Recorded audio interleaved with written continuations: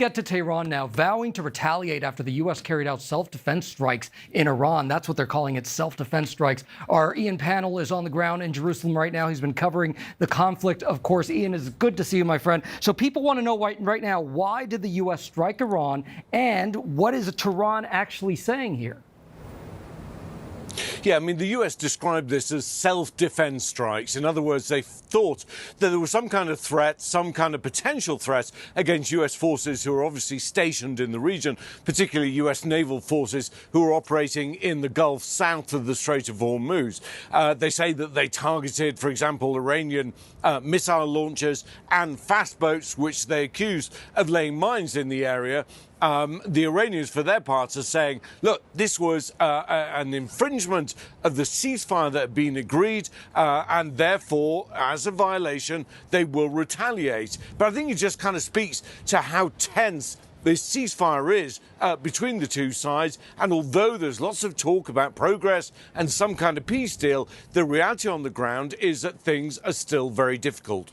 Still very difficult, and still very difficult for people at gas stations here in America. We're seeing those gas prices continue to rise. No relief in sight just yet. So what's happening with the Strait of Hormuz? Because obviously a lot of people are still asking, like, hey, is this opening up? What's going on?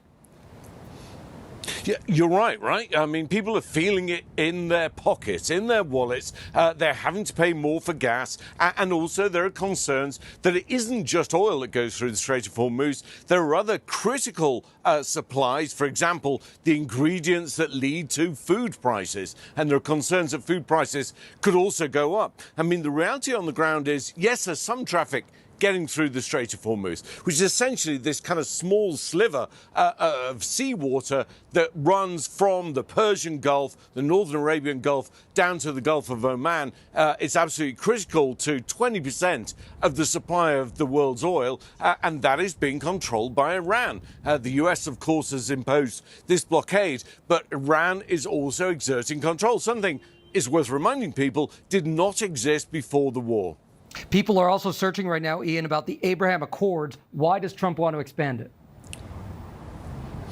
Yeah, look, I think part of this is President Trump is in a difficult position. He started this conflict with some very clear objectives, and many of them have not been achieved. And there's no sign that they're going to be achieved anytime soon. At the same time, what he's trying to do is extend. The Abraham Accords are essentially a kind of diplomatic agreement between Israel and other nations which have been hostile nations up until recently. And President Trump saying, well, look, Saudi Arabia, Pakistan, Turkey could join these Abraham Accords. I just don't think it's going to happen. And the reality is he's got himself into a conflict that's very hard to get out of. We're seeing the impact at the gas pump and on world prices, and there's no easy end in sight.